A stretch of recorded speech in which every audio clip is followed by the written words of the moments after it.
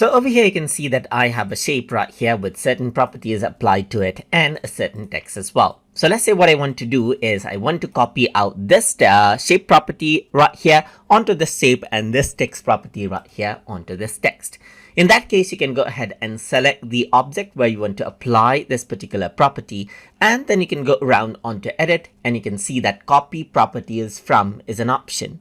If you were to go ahead and select, so now you can go ahead and let's say for example select out the properties that you want to copy right here just like this and press OK, and then click right here just like this on the source and the copy is applied.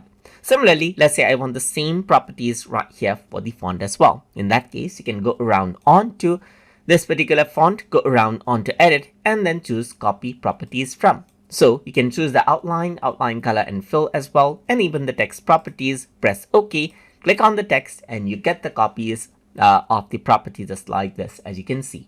And that is how you can copy and paste properties inside of Corel Draw as needed. So hope you guys learned something as always. And as always, please like, comment, share, and subscribe.